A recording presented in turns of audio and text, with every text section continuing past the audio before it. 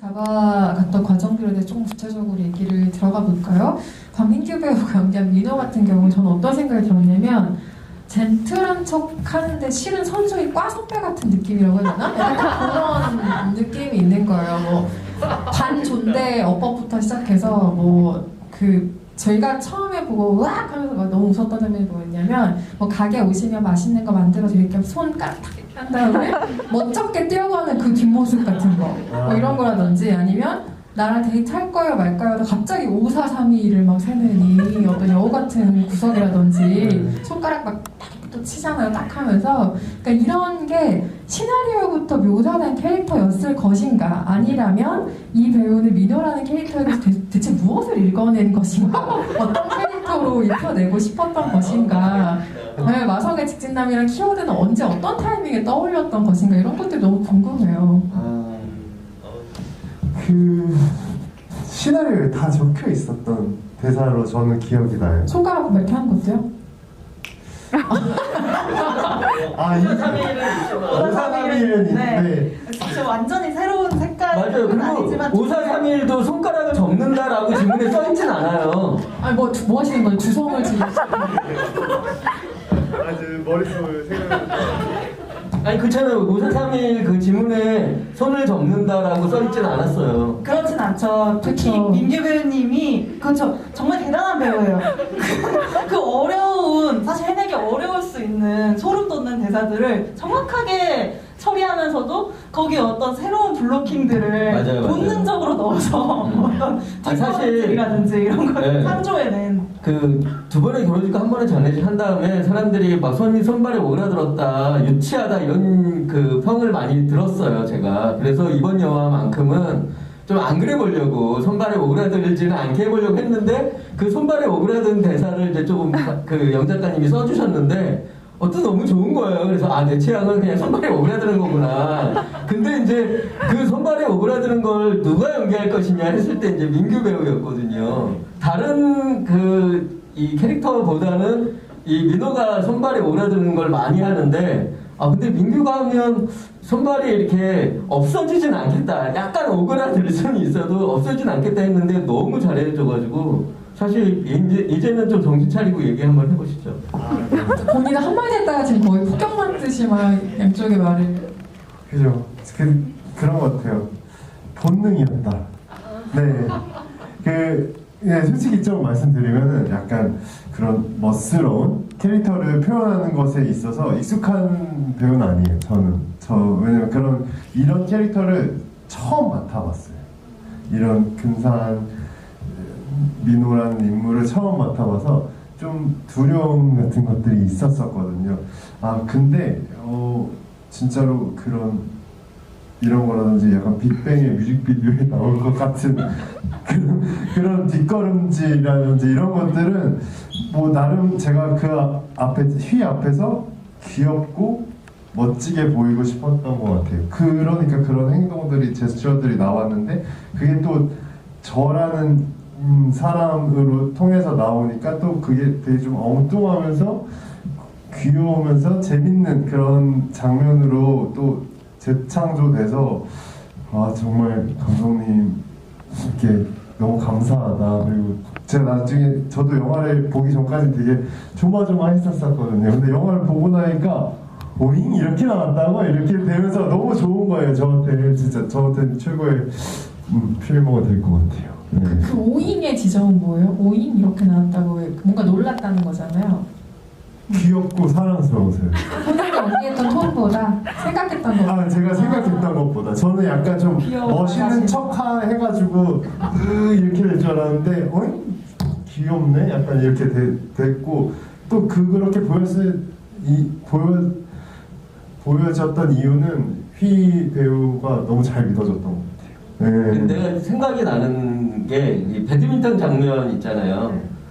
그게 휘 배우랑 민규 배우의 첫 촬영은 아니었거든요. 첫 촬영은 골목길에서 5431이 첫 촬영이었고 그 다음에 이제 배드민턴이 그 다음 촬영이었는데 사실 배드민턴을 더 긴장했던 것 같아요. 광민규 배우는 민규 씨가 그때 배드민턴장에 왔을 때 너무 얼굴이 긴장이 돼 있는 거예요. 그래서 아 얘가 긴장을 하고 있구나. 근데 저는 저 긴장하는 모습이 되게 괜찮아 보였어요.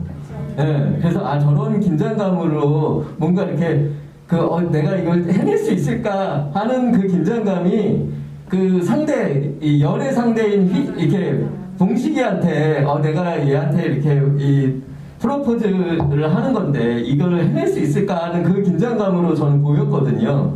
그래서 이대로 그냥 잘 찍으면 된다. 나는 안심하고 있는데 그렇다고 야 나는 100% 안심이야 또 뭐 이렇게 얘기해 줄 수는 없잖아요. 그 긴장감을 또 깨트리면 안 되니까.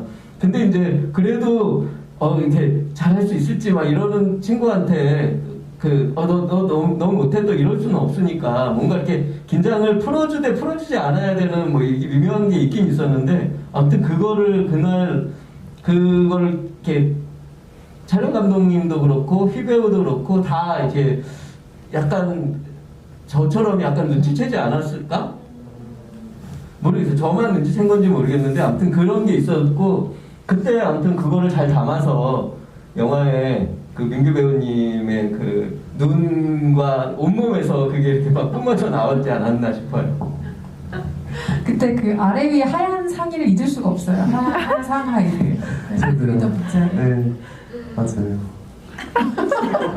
근데 아마도 그게 본격적으로 직진이 시작되기 위해 한 발을 내미는 아마 그 둘 사이의 첫 단계이기 때문에 그 장면에 그 긴장이라던가 이런 게 묻어나는 게 훨씬 자연스러운 장면이 됐다는 생각이 들어요. 아니 근데 그 민호를 포함해서 여기서 각 인물이 뭐 당연하지만 우리는 다 다른 사람이고 각자의 개성이 뚜렷하지만 영화 안에서 이 각 인물들의 스타일이 굉장히 다르잖아요. 민호가 다르고 봉식이 또 너무 되게 화려한 파티퀸 같은 모습 같은 게 있고 또 주인공인 이용래 씨가 연기한 캐릭터는 또 다른 스타일이 있고 각자의 뭔가 옷 입는 스타일 혹은 뭐 헤어스타일부터 말하는 투들 이런 것까지 아주 다른 캐릭터들을 보는 재미가 있다고 해야 되나? 당연한 얘기지만 그래서 이게 각본상 혹은 뭐 감독의 연출상의 어떤 부탁 같은 것들이 있었는지 각 캐릭터를 조금 세공하기 위한 뭐 룩이라든지 뭐 성격이라든지 구체적인 주문이 좀 있었는지도 궁금해요. 뭐 룩 같은 부분은 사실 저는 시나리오를 작가로서 완고를 낸 후에는 배우로서 임했기 때문에 그 부분에 제가 이제 시나리오에 지문으로 써둔 것 외에는 감독님과 이제 미술팀과 제작진의 전적인 표현이에요.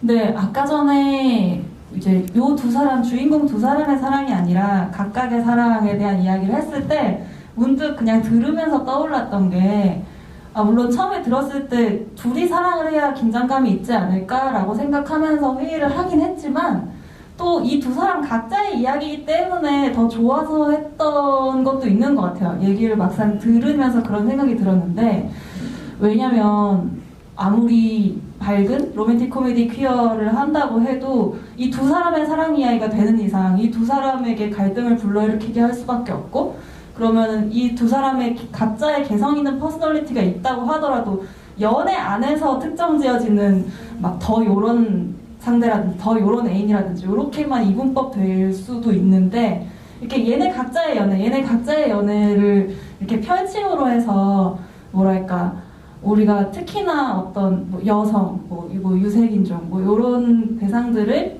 작품에서 그려낼 때 뭔가 다양하지 않게 그려내서 아쉬운 부분들도 있잖아요. 예를 들어 뭐 페미니스트 하면 뭐 이런 페미도 있고 저런 페미도 있고 막 이런데 사실은 그냥 어쨌든 뭔가 페미니스트 이렇게 딱 정형화된 경우도 있는데 뭔가 다양한 이제 물론 제가 여성이긴 하지만 게이, 남성, 동성애자 다양한 캐릭터로 그릴 수 있다는 게 어떻게 보면 톤앤 매너적으로도 되게 매력적이기도 했던 것 같아요. 그래서 그리면서 봉식이 같은 경우는 저는 사실 폭탄머리가 아니라 빨간 머리였던 걸로 생각을 했지만 좀 게이기 때문에라기보다는 뭐랄까 그냥 BJ 중에서도 되게 담담하게 침착맨처럼 이상한 침소리를 시전하면서 주절주절 말하는 사람도 있고 굉장히 하이텐션으로 막 이런저런 리액션을 하면서 또 막 자기 자신을 이렇게 저렇게 많이 꾸미는 걸 되게 즐기면서 이런 사람도 있고 저 되게 다양한 BJ를 많이 봤거든요.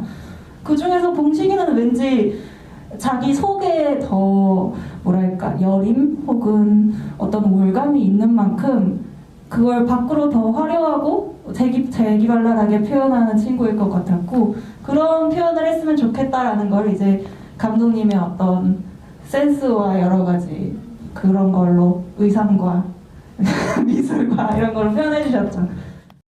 이 주인공들이 하늘, 봉식, 이제 민호, 정민까지 해서 4명이 다 각자 스타일이 좀 달랐으면 좋겠다고 생각했었어요. 그래서 그 다른 스타일들을 이제 관객들에게 보여주면서 아, 대한민국에 지금 살고 있는 이 게이들이 이렇게 좀 다양해. 그냥 스테레오타입화되어 있는 약간 그런 게이들의 모습만 보았다면 좀 다양한 게이들이 다양한 사고와 다양한 행동을 하면서 이렇게 어울리기도 하고 이렇게 싸우기도 한다라는 거를 좀 보여주는 게 좋겠다고 생각했고 그 성격에 맞게 옷은 어떻게 입힐까 뭐 이런 고민들을 했었던 것 같아요.